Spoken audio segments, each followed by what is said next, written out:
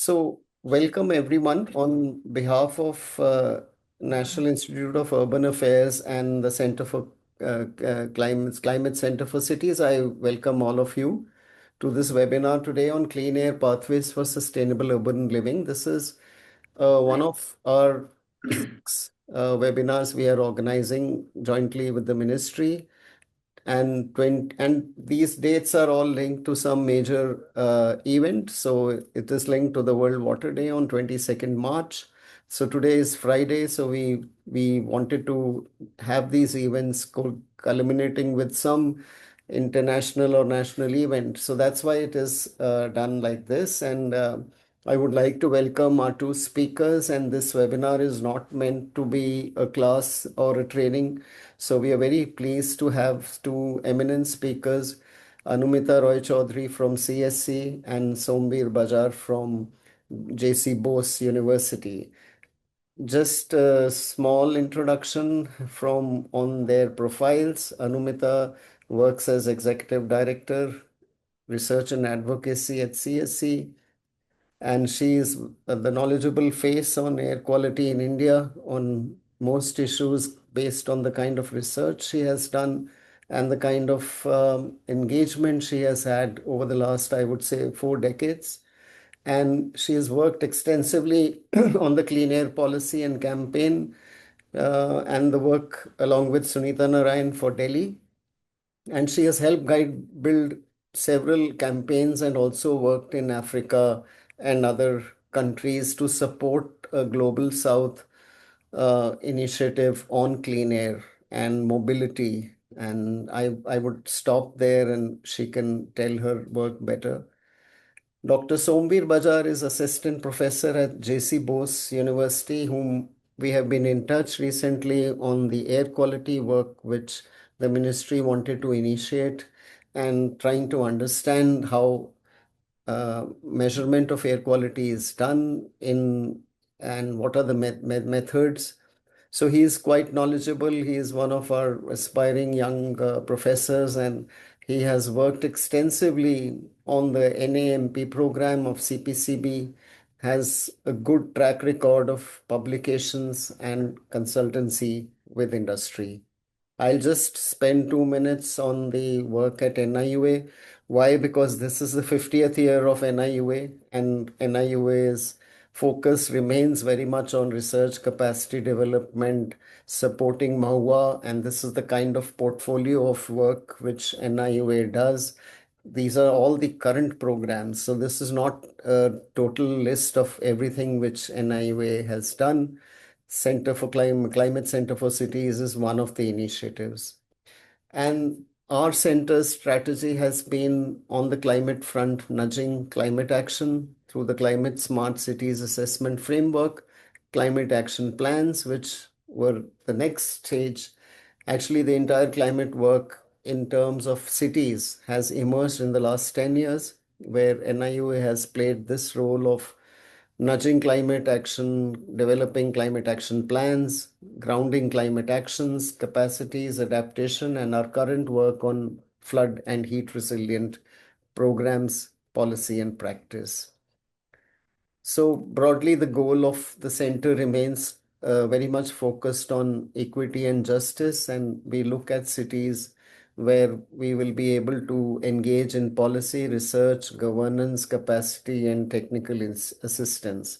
So this is broadly the kind of our own sector strategy and priorities which we wanted to just share with everyone, and the kind of capacity building plans and priorities we are doing. And finally, share screen.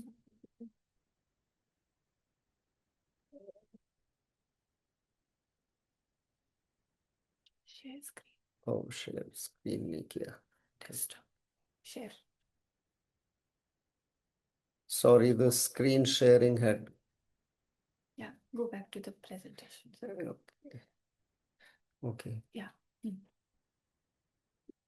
So anyway, this was the end of it, and I won't take much time. I would now like to invite Anumita to first share her work, and I've asked Anumita to inform this gathering. We have about 30 people right now, and we would like to hear from Anumita about the work, about what are some of the priorities and what needs to be done. So I leave it to you, Anumita. Thank you for agreeing to join us today. Thank you so much, Dipinder. Let me just first share my screen and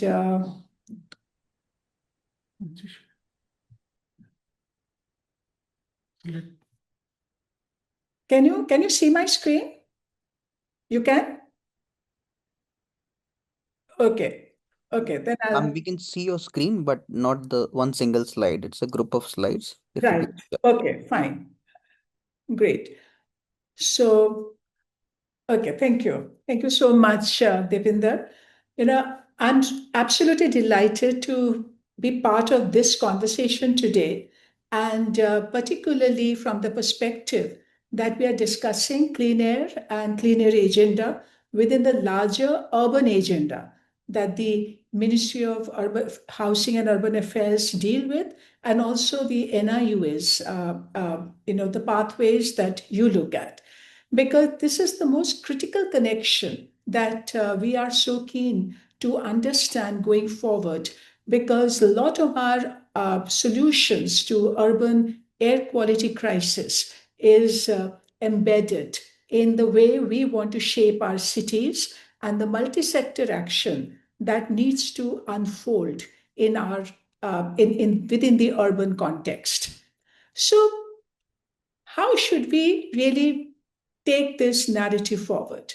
First of all, it is very important to understand that under the current National Clean Air Program, the air quality management framework has taken a shape which has all the critical principles and the elements that are needed to drive action.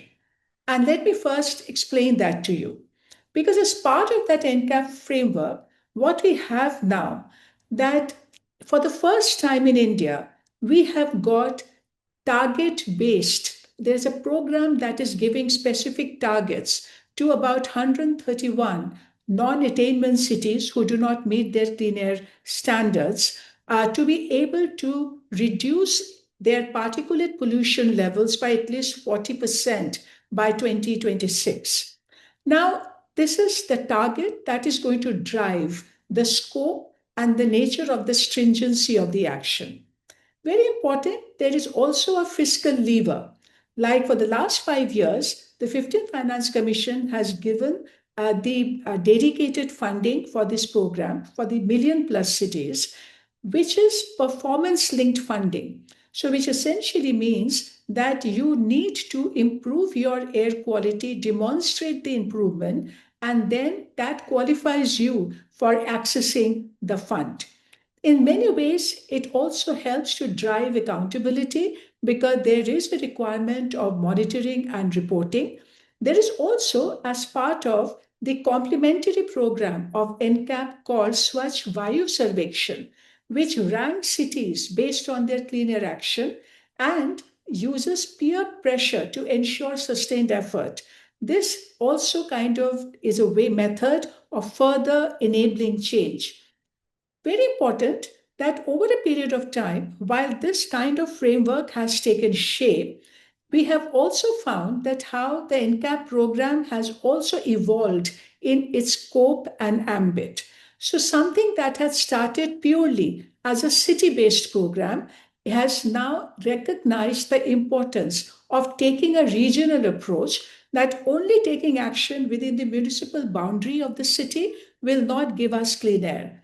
And therefore, you require an airshed approach, and there is a recognition of the principle within the NCAP program. And therefore, what we have on our table today is the template for multi sector action, which means all these targeted cities have already started implementing their source wise, sector wise clean air action plan. Now, this is great from the perspective of the framing for giving a framework to the cities and for the air quality governance. But at the same time, we also are extremely conscious of the fact that to really make a success out of the program, the building blocks of the program have to get much firmer, much stronger, and the mechanism for implementation, time bound implementation with compliance, with accountability, will also have to get much stronger. Clearly, because that air pollution today is an air pollution, is a health crisis. And whenever we talk about air pollution, the only reason why we talk about air pollution today is what it is doing to our health. And we always like to show what the doctors are telling us today, these kind of images, which are much more powerful than the technical data, which a lot of people do not understand. But air pollution today is impacting each and every organ of our body. And today, when you look at the health impact literature, it is so clear from that that not only our respiratory and the lungs, the black lungs that you see here is impacted by all range of non-communicable diseases, including the metabolic diseases, are all increasingly getting linked with air pollution. Even today even it is said that the pollution is impacting even the fetus, the newborn child, and the vulnerability is widely, it's like the evidence is mounting all the time. So this means that when we are talking about cleaning up the air, it is this urgency that we want to keep in mind going forward. Now the question is, how is the air quality panning out across India? So every year during winter, when we hear about Delhi being the most polluted city or the Indo-Gangetic Plain being the most impacted, the map of India will always show you that in the northern India, with its adverse geography, it is hugely impacted, and the concentration of pollution is much more in the northern India. But for the simple reason that it is landlocked, there is no natural ventilation like you have in the coastal areas in Mumbai, Chennai, that side. But it is a misnomer to think that you are safer in other parts of India. In fact, what the health science is telling us, that most of the health effect actually occur at a level which we actually see today in the southern coast and in the western coast, which is much lower than Delhi and northern India. That's why it is not a linear effect. Most of the deaths and the illness occur at a level which is much lower than Delhi. After that, it tapers off, but the population impacts are very high. So, therefore, it is very important to keep in mind that nobody is really safe anywhere. Therefore, air pollution is not only a Delhi story. It is not a narrative that is confined only to Indo-Gangetic Plain. Having said that, now it is important to understand that over a period of time, the last 5 years of NCAP, we have seen improvement. About 33% of the cities for which we have got good quality data show that there has been an improvement in PM 2.5 levels in the country. But at the same time, we know that despite this localized winds, 60% of all PM 2.5 stations, they continue to exceed the standard. So the pollution levels are still very high. It's many cities so therefore you can see the mix of cities. Somewhere it is going down, somewhere it is increasing. So that clearly means that our efforts will now have to be many-fold stronger so that you are able to harmonize action across geography, across states, for all cities to be able to meet the clean air standards. Within this larger challenge, we also know that there is a special winter challenge. And the winter challenge primarily because that you can see in this heat map of the pollution in the Indo-Gangetic Plain starting from Punjab to West Bengal. It's so clear that during winter, that's when this whole red splash, when you get the concentrated pollution happening and the levels increase manyfold during those months. And that's why it becomes so difficult and everyone's attention is drawn. So while winter pollution, overall deteriorating air quality, annual levels are certainly a big challenge, so far we have only been talking about the particulate pollution, which is certainly the biggest problem in Indian cities, the level of particles. But now when we are looking at the data that are coming out on other gases in Indian cities, clearly the risk is becoming multi-pollutant.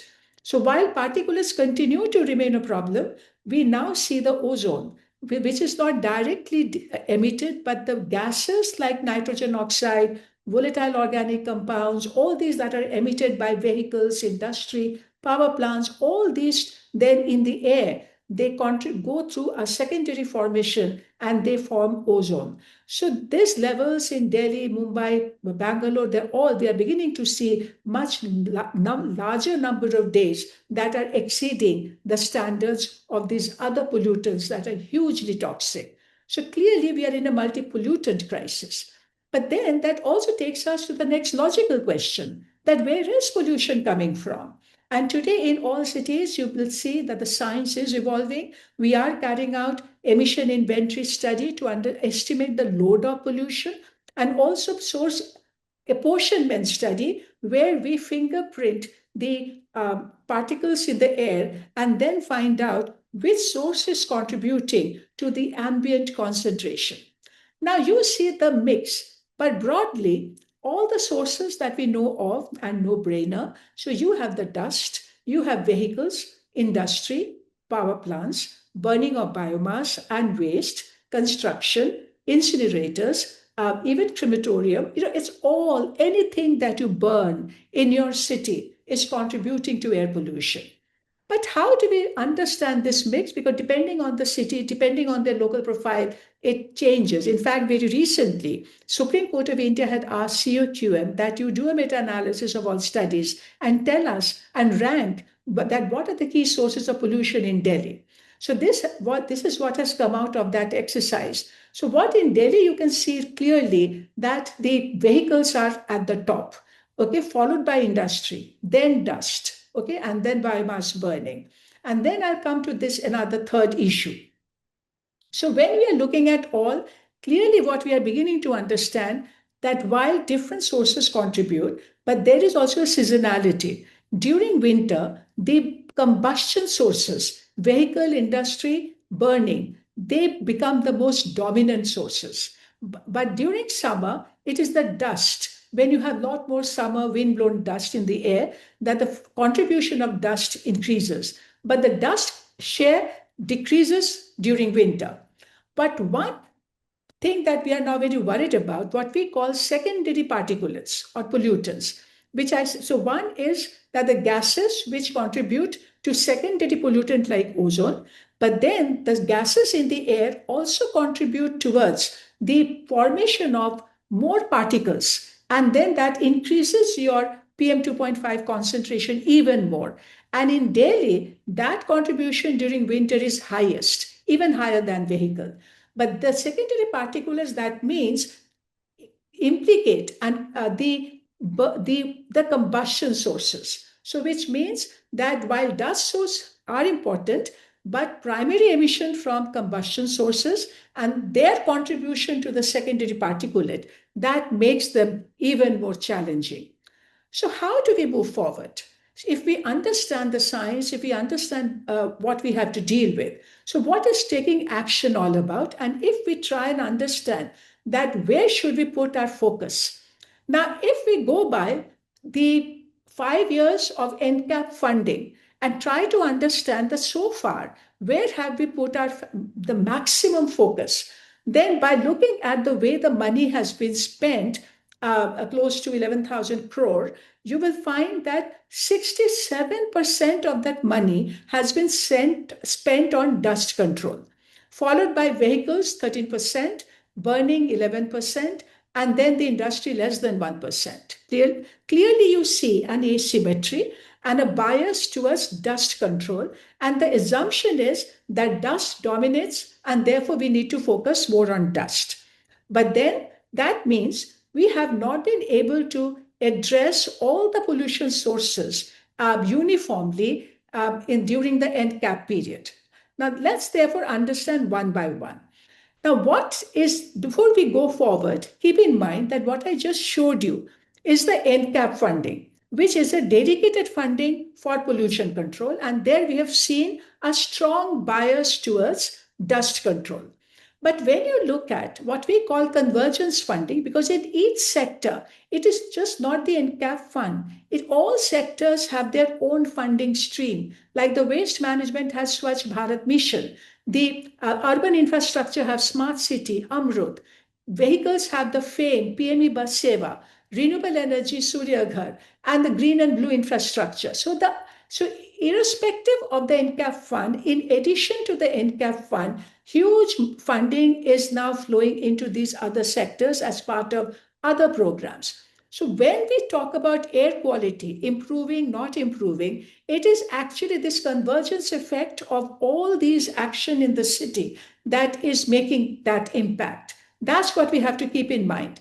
Now let's understand road dust, which is a very important problem. There's a huge amount of road dust that happens. So, but when you look at what are we doing to control road dust today? So the main focus is on mechanized sweeping and dust suppressant. That is the key focus, and that's where we have put our maximum funding, right? But what we have to keep in mind that the sweeping is only a temporary enforcement measure. It is like part of the road maintenance that you have to keep your road clean, right? But can this give us the full answer, the full solution? But then we have realized that no, that sweeping is only the part of enforcement. But if you really have to stop dust generation or reduce dust generation from the road, then you have to mandate the road construction agencies to redevelop the road network to ensure that you do not have open, unpaved areas, that the roads have been built according to the street design guidelines, according to the all road users. You have been able to integrate the green features. Now, that's what is going to make a difference. Only sweeping is not going to make a difference. And this example comes out, if you look at the best practices, it comes out so nicely from Varanasi. In Varanasi, when they did their source apportionment study, they found that in the PM concentration, at least 60 to 80% of their PM concentration was dust. It's so huge. So clearly they had to deal with dust. Now, Varanasi, over the last 5, 6, 7 years that the data that exists shows that Varanasi has been able to reduce its particulate pollution drastically, right? Almost 80% reduction since 2017 in PM 2.5 levels, right? Now, but when you try to understand that how could Varanasi reduce its dust, it is actually not by sweeping. What has contributed to the dust management is the redevelopment and the urban renewal that the Kashi development that was executed with about more. So if Varanasi got 405 crore under NCAP for air pollution control, it got more than 48,000 crore for urban redevelopment, okay, which led to riverfront redevelopment, corridor development, road development, pothole-free roads. That has contributed to such massive dust reduction. So that's why when I see city after city only buying machines to sweep road, the big message from Varanasi there is that it is not just sweeping. Along with sweeping, you actually have to ensure that your roads are properly done, that they are redeveloped, and you have to set target for that. So that's the big thing. And then, of course, in the other action that has been taken in the city have further contributed. The next source is the transportation. Currently, in most cities of India, you have the technology pathway like BS6 emission standards and electrification, and then the mobility pathway. And the Mohua and all of you in the network are dealing with this sector more intensely. Now, what you see here is that even though the public transport network is expanding, active mobility infrastructure is expanding, but the scale and the speed is not so much. So there's a huge gaps in action still in the transportation sector. There's a slow transition to a zero emission, inadequate integrated public transport. There is no vehicle restraint measures in most cities. So all these are therefore complicating the problem, right? Now, so therefore, so we are now beginning to look at the cities who are doing good job in like, for instance, the emerging good practices in the like the Kochi is well known so far. The Kochi, where the whole integration of water, electric bus, and the land-based metro, the integration, the fact that 52% of its electricity is solar generated, right? And therefore, now we have data to show that how that translates into emission reduction. And that's the kind of measurable improvement is important. Srinagar is another very interesting example. Srinagar got about just some little bit of money for its air pollution control, but it got about 900 crore for its smart city program. So therefore, what it has actually done for its smart city redevelopment, the urban renewal, and that has contributed towards the pollution reduction in the city.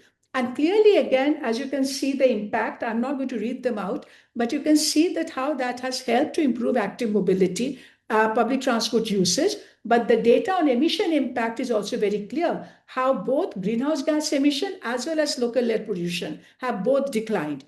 Bhubaneswar is yet another big example, where where we have really seen change within a very short period of time and impacting ridership, increase in ridership across. So these are the examples that we have to understand to inform the strategy for implementation in the sector that is going to deliver. Similarly, if you look at Chennai today, which has got the non-motorized transport, so all these are examples to show. But very important that as a vehicle restraint measures and all these are evolving and the thing, and therefore the electrification is another way which has remained suboptimal. And therefore, we have to now look at the zero emission transition in terms of ambitious electrification target and then the mobility transition.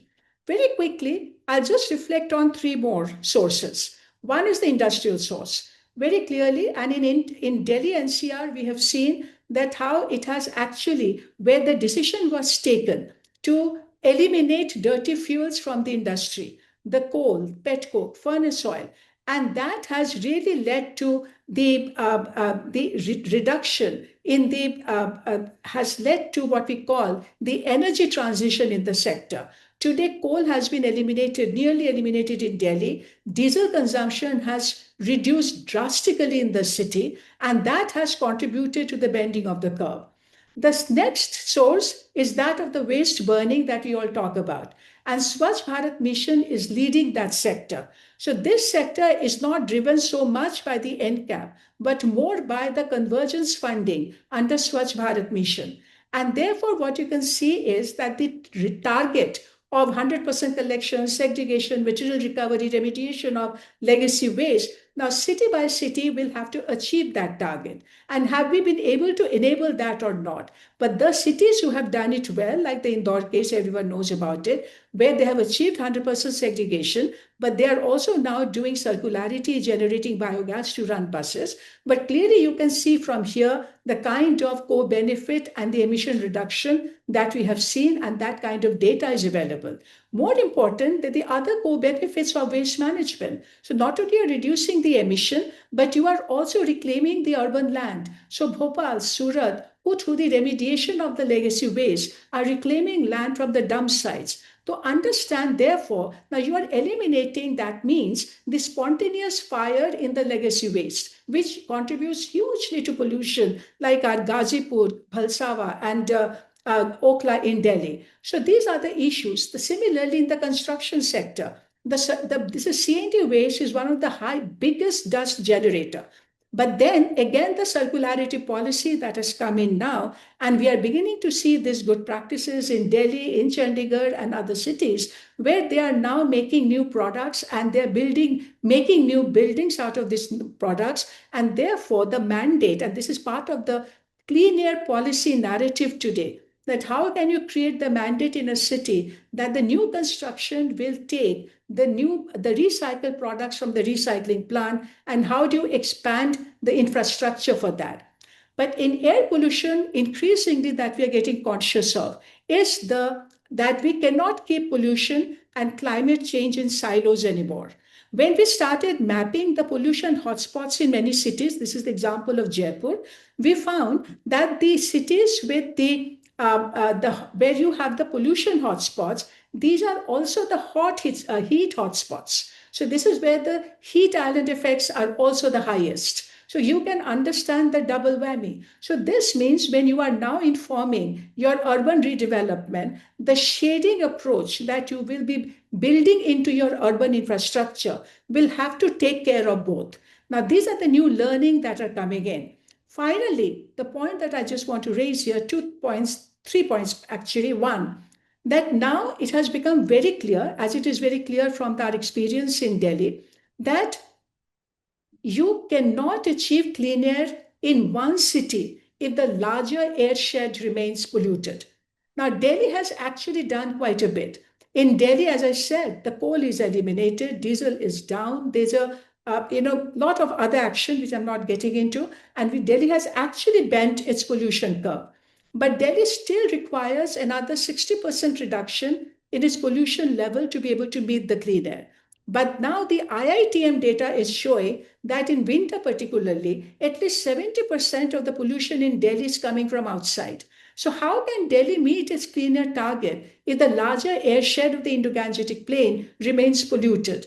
So therefore now we are talking about harmonizing sectoral clean air action across the region, that we need interstate coordination. You need to make the upwind polluter responsible for the downwind air quality.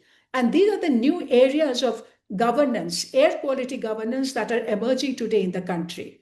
So therefore, we have to look at the lessons that we have drawn so far from the NCAP experience. Clearly, there is a huge gap in the action still, but we have seen, wherever we have seen improvement, like in Swachh Bharat Mission or other programs, wherever you have a combination of a policy mandate and committed funding, that certainly accelerates action. And that's what we need to see more of that. But action will have to be defined based on good practice approach. Action is not about ticking the list. It is about what is the quality of action. And for that, the new benchmarks will have to be put in place. So that's the way forward. So we have to rethink our that how that convergence needs to happen. How do we so that you can maximize both clean air and climate outcomes from each unit of investment that is happening in each sector. That is going to give us the much. So in fact, just I'll end by making one point, that this year, when 16th Finance Commission did not give dedicated funding, so there was a lot of disappointment, right? And a lot of people thought, but that when NCAP funding is also not, direct funding is not big enough. But when you look at today the union budget and the amount of funding that has come into the relevant sectors of transport or waste management and other related areas, the amount is significantly much more. But if that investment remains uninformed, then we will not be able to deal with the problem.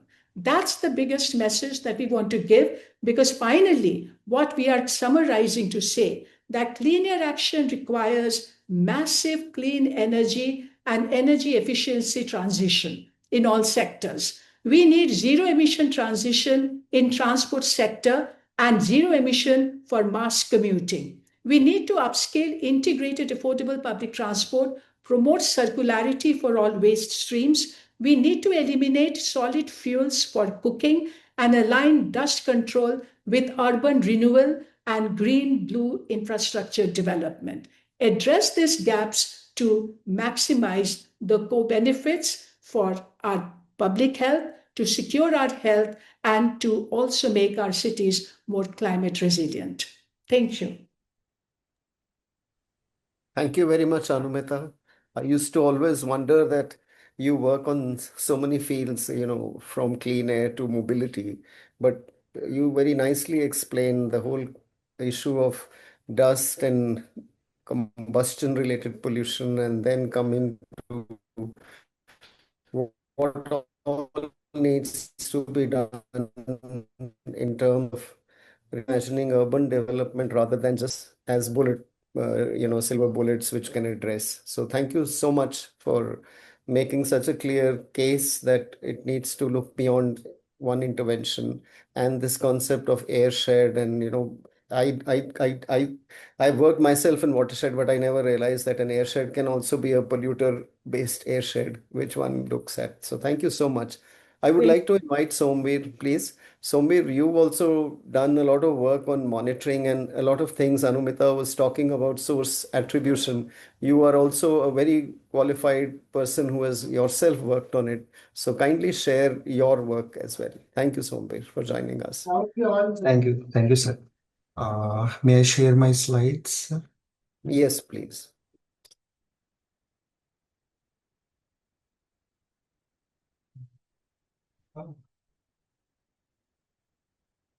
It's visible now? Yes, it is. Yes, Yes. yes. And it's moving. Yes, it is moving.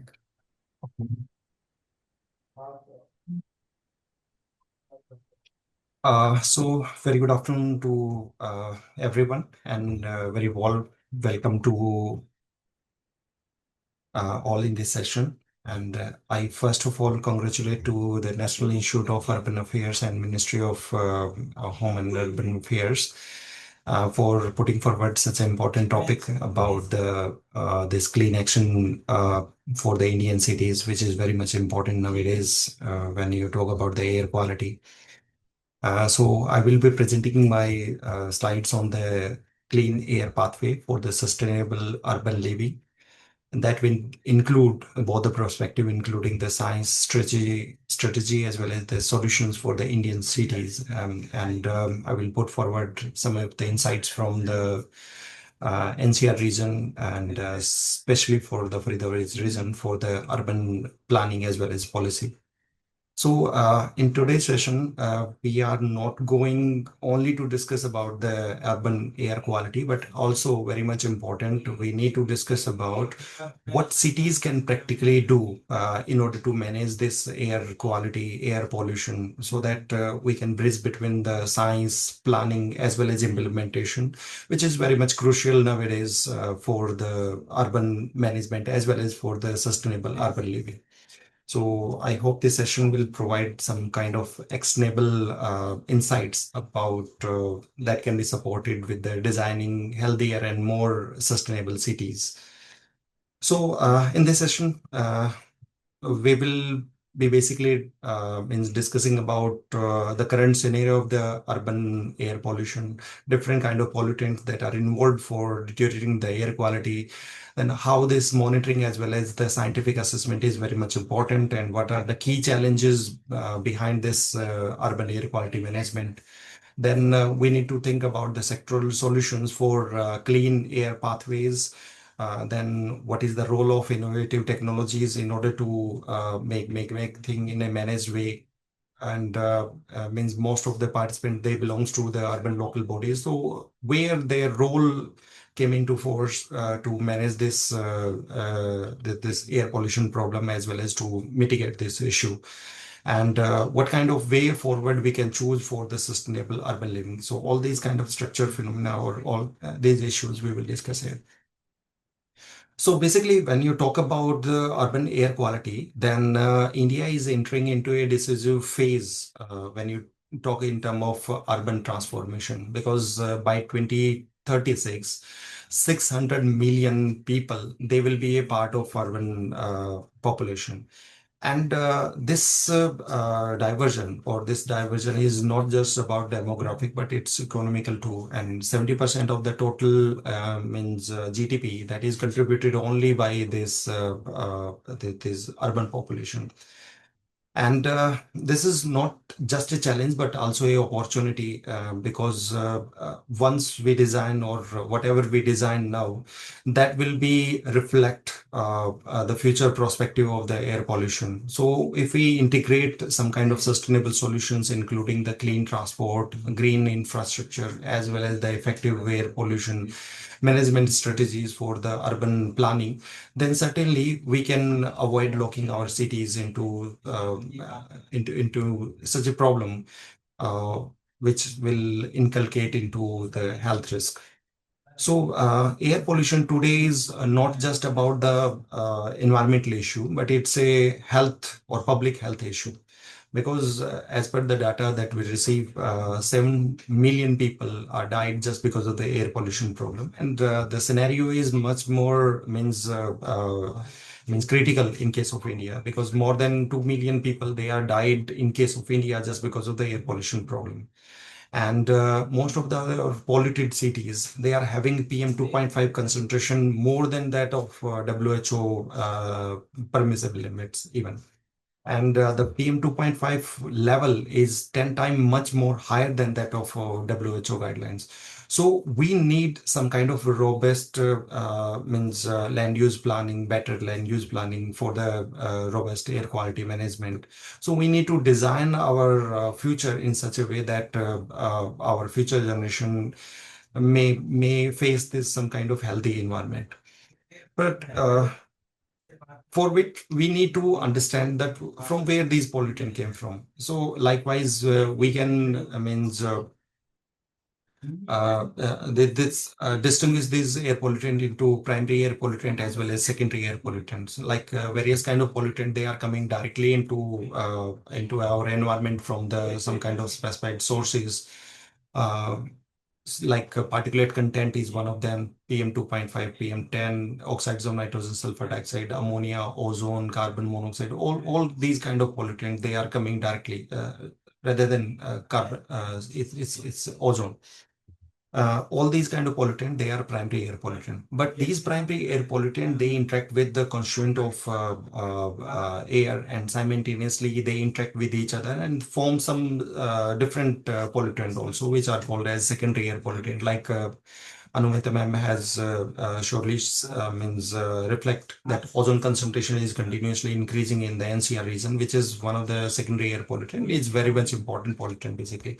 Likewise, there is secondary organic aerosols. They are also increasing in our environmental conditions and much more hazardous. And you can see from this slide that particulate content, oxides of nitrogen, sulfur dioxide, ammonia, ozone, carbon monoxide, volatile organic compounds, which are coming from the industrial emissions, from the, you can say that vehicular emission, from the waste burning, as well as from the burning of different kind of fossil fuel in our premises. They contribute to these kind of key pollutants.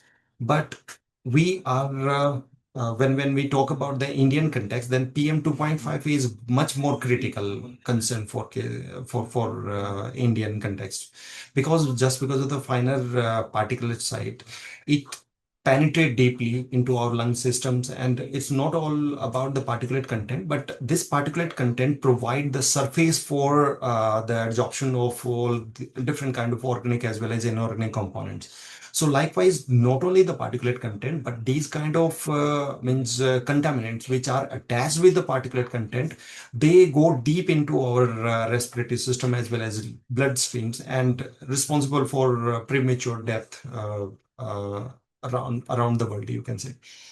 So in most of the Indian cities, this PM 2.5 level is consistently increasing or exceeding the standard limit which is provided by the air quality standards, you can say. And majority of the sources, they may be from the transboundary movement of the particulate content, maybe from the biomass burning, from the industrial sources, from the vehicular emission. They are contributing into our environmental conditions. So this is not only about the environmental issue, but it's a planning challenge that we need to curtail this situation. We need to reduce the particulate content for the sustainable cities if you just want to go for it. So for this purpose, we need to go for the dust management. We require the smarter urban design so that we can provide a sustainable urban living environmental conditions. Now, not only the particulate content, but gases pollutant are also responsible, and it is very much difficult to understand the data from different kind of air pollutant. Like when you talk about the air quality, then 12 different parameters are enlisted there.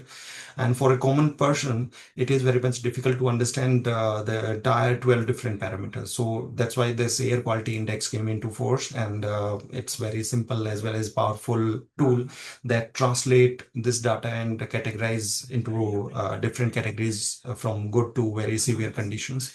And as for the latest reports, you can say that Center for Research on the Energy as well as Clean Air from December 2025 to December 2026 means the cities under the good and satisfactory conditions, they are quite improving. And simultaneously, the cities which are earlier in the poor and very poor conditions or air quality, their number is continuously decreasing. But still, we have a large number of cities into the moderate means category, which continue to pose a long-term health impact.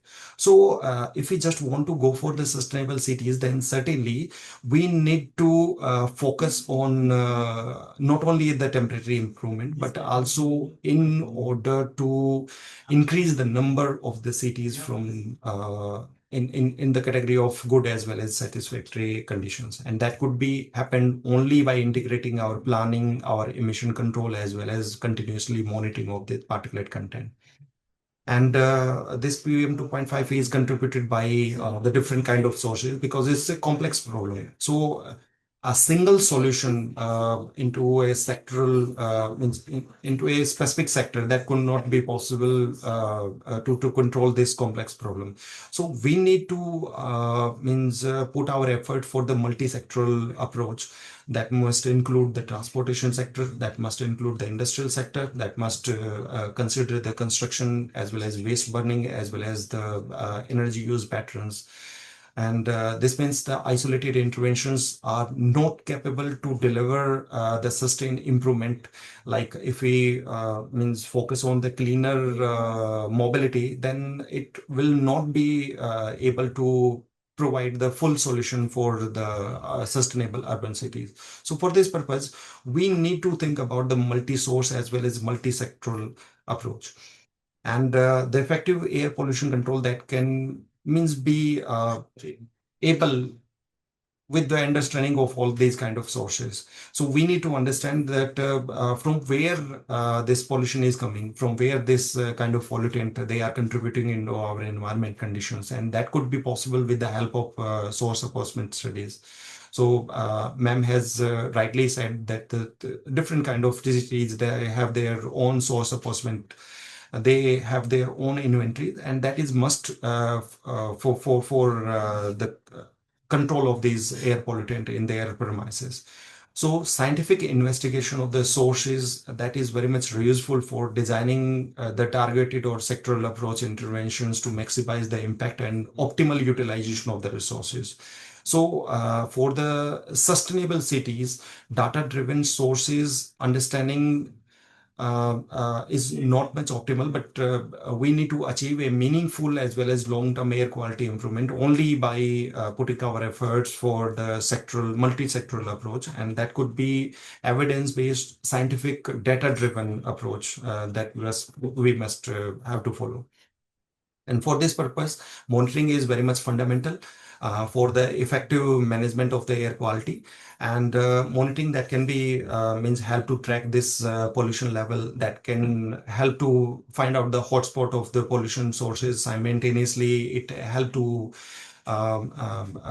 track ourselves also, that like if any kind of pollution sources are there, then the compliance, if they are meeting the compliance with the standard limits or not. So that all kind of points that can be met with the help of monitoring aspects only. So today's cities, they are having multiple monitoring approach that can be done with the help of continuous monitoring stations, that can be satellite observation based, or that can be sensor based monitoring. But every approach have their own advantages as well as limitations. So effective air quality management that start from the robust monitoring techniques. So we need not only reference monitoring stations, but low-cost sensors or satellite data stations. But simultaneously, we need to look forward for a hybrid monitoring approach that may be more feasible as well as effective solution for the cities. And India is expanding their infrastructure in terms of air quality monitoring setup, like more than 1,600 air quality monitoring stations are still operative in case of India, which cover around 584 cities. But still, there is a alarming situation, especially in case of NCR region, that most of the cities, they are having larger burdens of the pollutants. And in urban planners, this highlight a key priority that we need to look forward for the strengthening of this monitoring infrastructure, not just about the data point, but it's also very much fundamental for the air quality management as well as for the evidence-based urban planning. So when we look forward for understanding the PM 2.5 concentration, then we need to go for the measurement part, which is not enough. But simultaneously, we look forward for from where this this particular content is coming. So we need to understand about the contributory sources also. It might be the vehicular emission, it may be the industrial activities, or it may be the secondary aerosol formations, or it may be just because of the transboundary movement of the particulate content. So it is very much crucial for the planners and well as policy makers to set the air quality from the generic solutions to the targeted interventions. Like whatever policies we have, that might be the generic. And if these are generic, then certainly we cannot control the sectoral specific pollution load from these kind of sectors. So we need to think about the targeted interventions if we just want to control this air pollution. And these are the tools that guide the planners for the decision, like receptor modelings, chemical speciation that provide the detail about the tracers, as well as emission inventory analysis, which provide the sector-wise emission estimation from the different kind of sectors. It may be the transport industry, biomass, dust. So all the kind of information that we once received, as well as which is further supported by the emission inventory analysis for the sector-wise data with the help of satellite data that will provide you some estimation about the local dispersion of the pollutant as well as regional pollution and transport load. So all these kind of comprehensive as well as scientific information that can help to understand about the different kind of sources that contribute the pollution load. And this slide basically present the source apportionment of the PM 2.5 concentration in the Faridabad region. So we have collected the sample, and you can see that the peaks of the 2.5 concentration, that majority of the time it is crossing the standard limit. And from the chemical speciation as well as the receptor modeling, we are able to identify that major of the pollution load of PM 2.5 that is coming from the biomass burning as well as the industrial emission sources. Simultaneously, vehicular emission as well as road dust that is also contributing to the 2.5 concentration along with the secondary inorganic aerosols. So we require, there is a need for the highlighting the multi-sectoral approach, like different kind of sector, they are contributing towards the PM 2.5 concentration. So we need to go for the targeted mitigation strategies if we just want to go for the effective air quality monitoring control or management.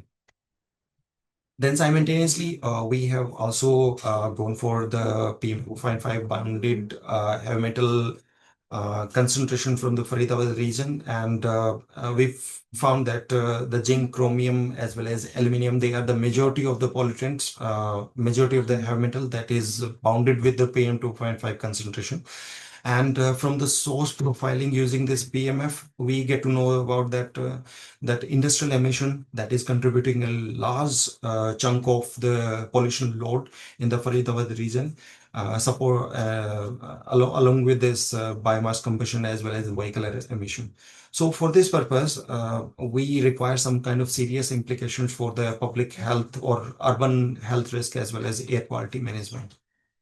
And these findings from the source apportionment studies, they clearly show that air quality is not only the special issue, but the sectoral driven too. This means that air quality or air urban planning that must be guided by this pollution hotspots.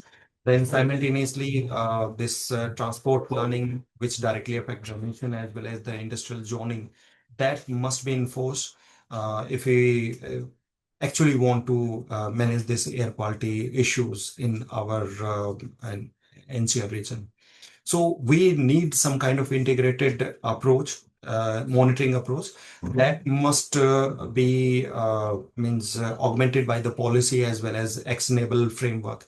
So this slide highlight the integrated framework for the air quality management that require a dense monitoring infrastructure network, which is combined by the smart technologies, including the AI forecasting, satellite or ground-based monitoring data.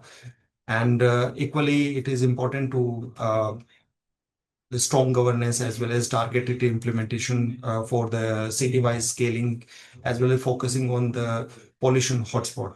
So the key message is very much clear that clean air can be achieved only by the integrated technology approach along with the policy as when we work together along with it. So strong policies are still existing in case of India, but their implementation, there is a implementation gap that is remain. Like we have programs like National Clean Air Monitoring Programs, Clean Air Program. Then National Ambient Air Quality Standards are there. City-specific clean air action plans are there, which are also supported by the graded response action plan (GRAP), which is oriented by the AQI level. So these kind of key challenges are not just about the policy design, but also implementation and coverage. Like coverage is very much small, so in that conditions we cannot go for the entire watershed management.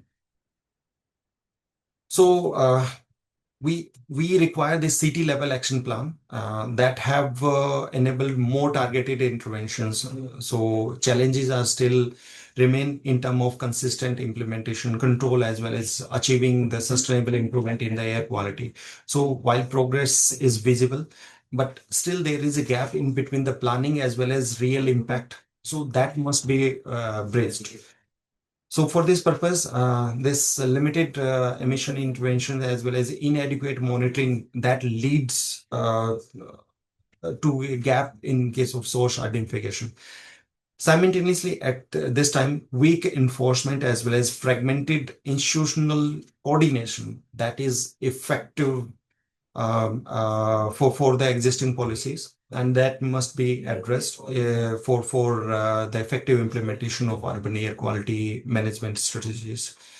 This key highlight that this slide highlight that there is a gap in between the science as well as the policy, and these strong research that can be translated into the effective implementation. So still there is a key challenge that include lack of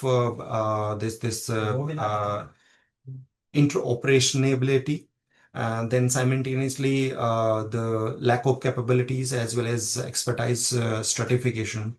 These are the still different kind of challenges, and we need to bridge these challenges in order to curtail the situation of air quality as well as improvement in the air quality. So achievement of this clean air in the cities that require integrated pathway, like scientific assessment of the air pollution level, simultaneously augmented by the technological interventions as well as the policy interventions. Apart from the participation from the citizens, that is very much required. And equally important for the science, policy, technologies, as well as the societal. When they work together, then certainly we can go for the this healthier air. So a comprehensive framework for achieving this air quality that is very much required through the integrated sector-specific approach.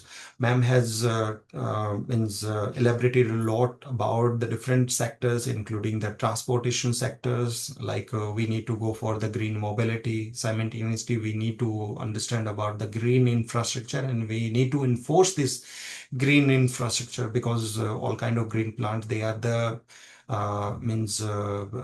control mechanism for this pollutants. Simultaneously, this waste management strategies we need to implement. We can go for this waste to energy systems for the proper management of the waste, and simultaneously different kind of pollution control technologies. They collectively once they intervene, then we can move for the targeted this monitoring as well as control mechanisms. However, the key message is still there that these interventions, whenever they work isolatedly, then certainly they will not help us to mitigate this problem of air quality management.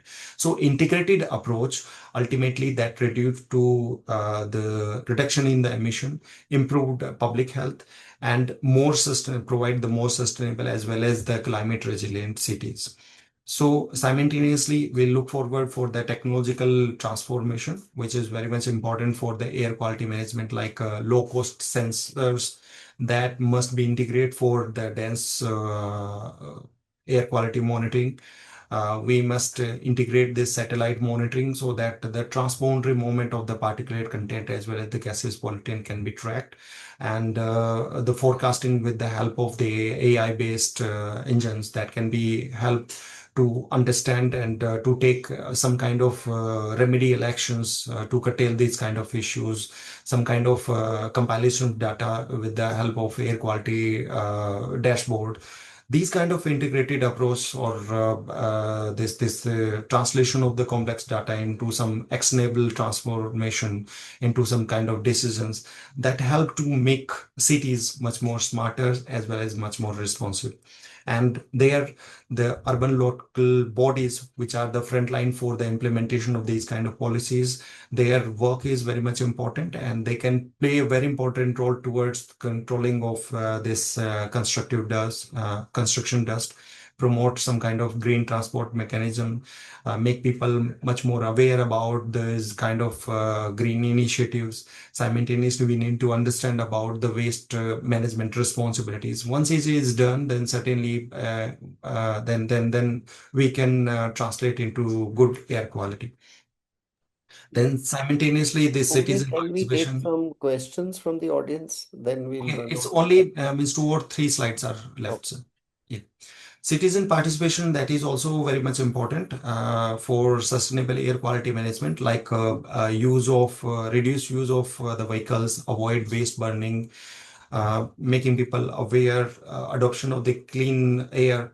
They can help to achieve the target. They can help to achieve this good air quality.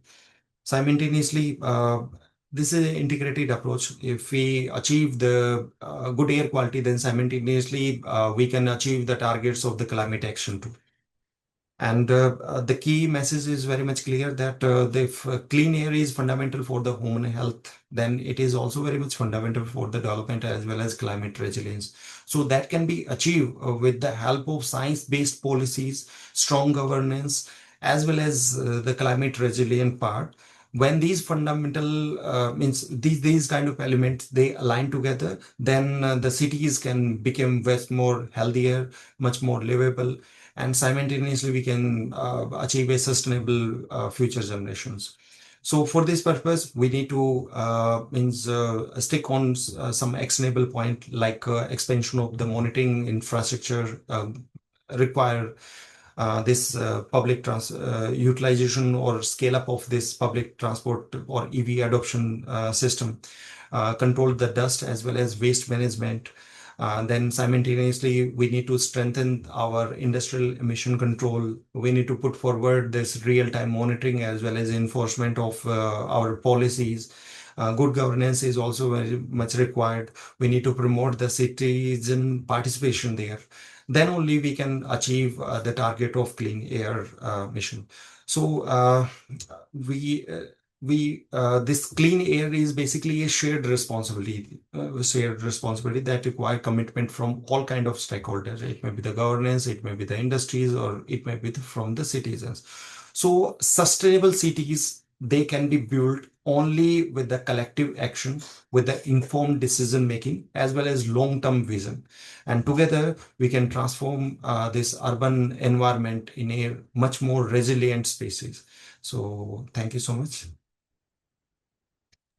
Thank you, Somvir. We wanted some time, so sorry I had to intervene there. Yeah, sure. Yeah. So we would like to open it up for participants to ask any questions. And just one question straight away to you, Anumita. if the kind of pollution we are having, where you are saying that the aerosols are mixing up, combustion aerosols are mixing up with dust, creating 2.5. That's what Somvir had also shared with us in his analysis when he was sharing. So is this a new kind, is this a kind of a new pollution issue which is coming up? It wasn't there earlier, or what is the extent of its emergence? So you're right, Depinder, and it's very nice to hear from Noji also the work that Somvirji, the work that he has done. So it is very important to understand that this is not a new problem. It's just that we have not paid attention to it. So, in fact, over the years, source apportionment studies, and if you're referring to, say, the secondary aerosols, the particulates and the pollutants that are formed, I mean, year after year, the source apportionment studies have always brought out the impact of secondary pollutants on our air quality. It's just that there has never been the policy appetite to address this issue.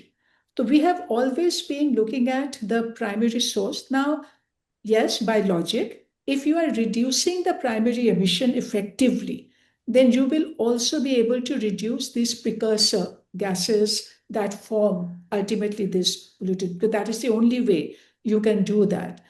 But because we have only focused on particulate matter, and that too, if you look at the NCAP program, on the PM10 more than the smaller particles. Okay, so we have always kept the more hazardous and more dangerous pollutants, and including the gaseous pollutants, outside the ambit of our action, conscious action.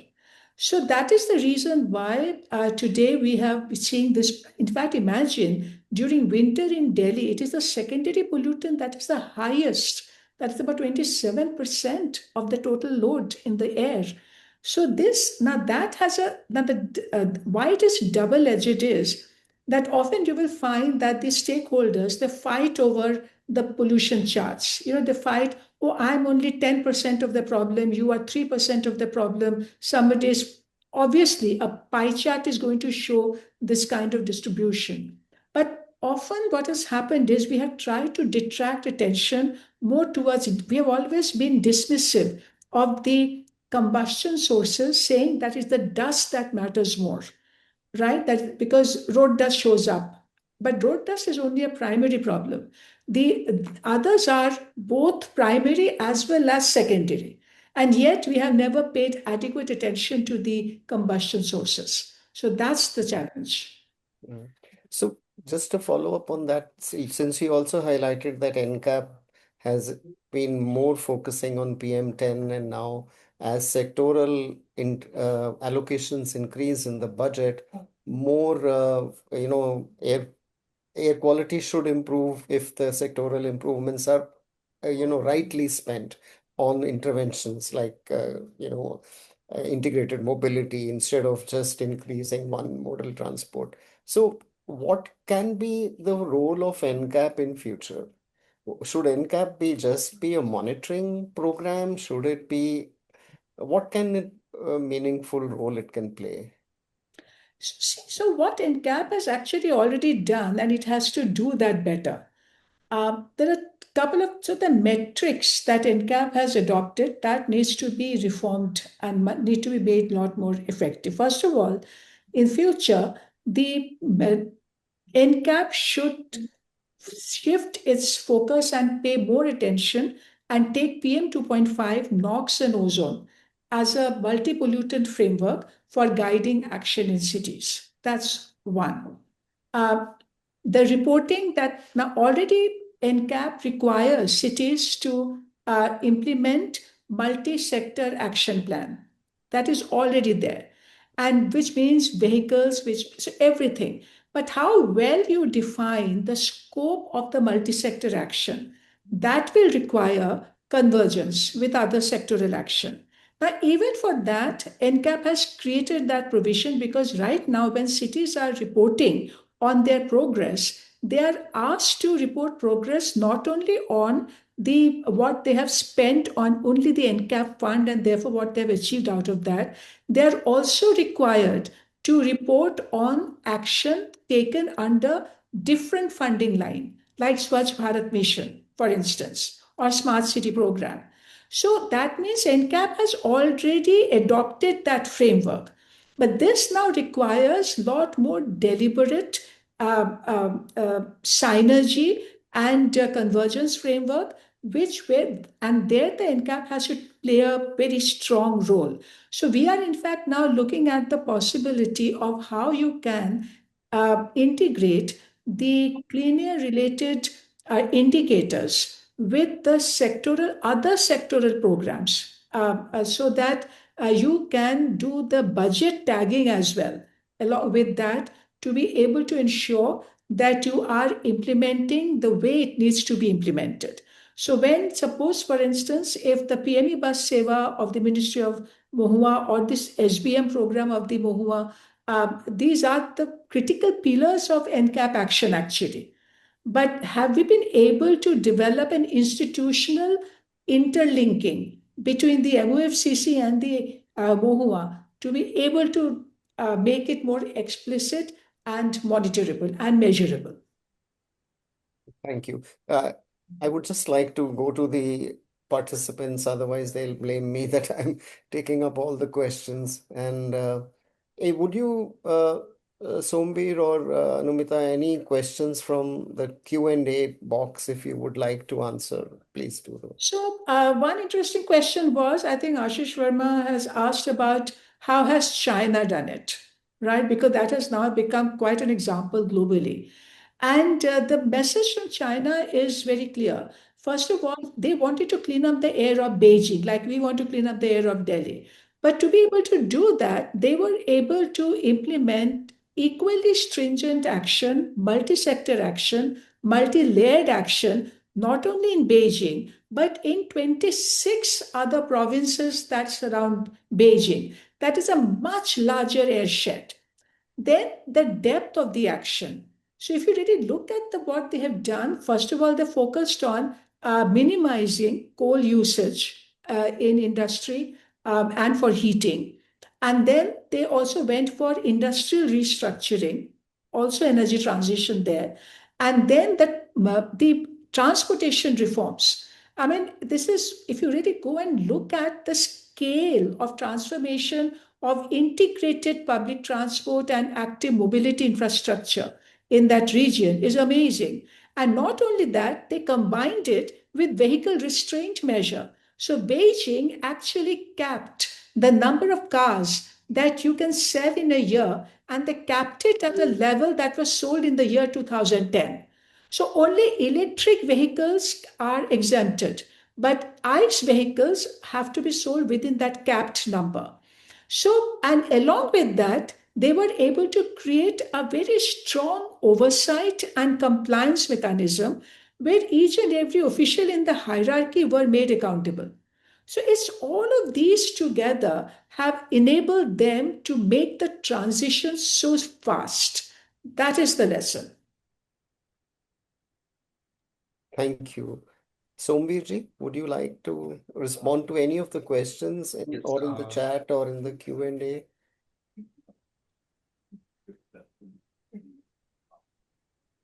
Or any comment also if you're welcome to give. Yeah. Ma'am has rightly said that we need to work on different kind of sectors. Like if we just want to control the air quality of the NCR region, then simultaneously we need to think about the transboundary movement of the pollutant too. Like the side by states, if they are putting the pollutants and from the Indo-Gangetic plain or this area, if these pollutants are coming to this Delhi region, then certainly all these states they need to have the collaboration with the entire NCR region, so that the pollution load can be mitigated their side also. So if they mitigate at their end, if they control the pollution at their end, then certainly they will not contribute to the Delhi region. So that kind of collaboration is required at all kind of places surrounding this NCR region. then only this pollution problem of Delhi can be controlled. Like Delhi have their own geographical problem, like all kind of pollutant they are emitting in their surrounding, they come to directly to the Delhi region. Delhi have their own cell sources. So apart from the means controlling emission from the sources, means this kind of collaborative approach is also very much required. So in your presentation, Professor Somvir, you had said only 90 out of the 114 cities are doing source apportionment studies. Is that so, that the source apportionment of pollution is not being True, done? true. Basically, two approaches are very much required. Like every city, they must have their emission inventory so that they get to know about that how much amount of pollution load they are contributing into their surrounding environment. And simultaneously, they need to think about that from where this pollution load is coming. Means the contributory sources they need to point out, they need to identify, and simultaneously they need to quantify. Then only they can control this pollution load from their own sources. Okay. So this kind of source apportionment is very much required. Only then they can means translate their budgetary load, or they can put some kind of control mechanism from the sources.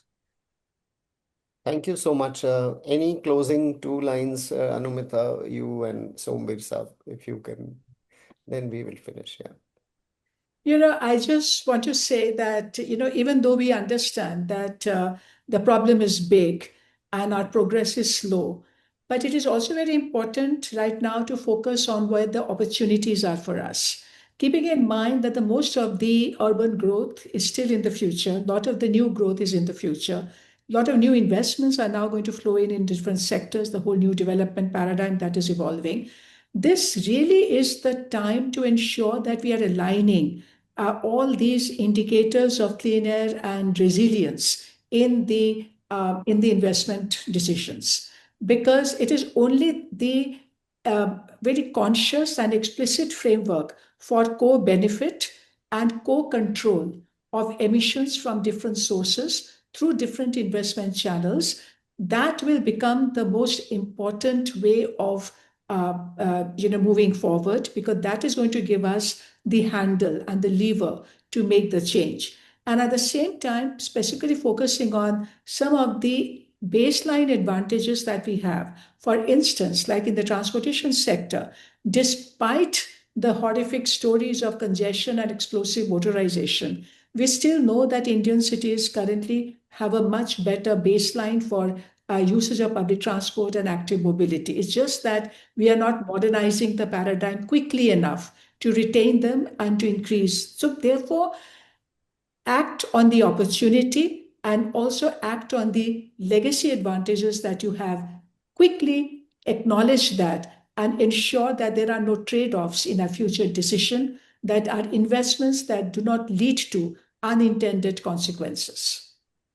Thank you, Anumita. Somvir. So actually, these urban areas that are developing, as well as in the next 20 to 30 years, more and more urban areas need to be developed. So this air pollution management should be integral part of this development. Then only we can curtail this issue. Okay. So all kind of urban local bodies, they can play a very important role there. If we design in such a way that our designing will help to curtail this issue, to control this pollution problem. Like if some kind of traffic congestion is there, and if develop in such a way that it will not happen in the future, then certainly these kind of the vehicular emission or the contribution from the congestion of the traffic vehicles that can be reduced. So such kind of development, such kind of designing is very much required from urban areas. Thank you so much. I personally found it very illuminating is the word. And I'm sure we will put this recording out so those who could not attend will be able to listen. And your excellent presentations, in at least in the visual form, would be available to all. So from NIUA and MAUA, I would thank you, both of you, for sparing your time today And we look forward to interacting with you again. Thank you so much. Thank you. Thank you so much. Thank you. Thanks a lot.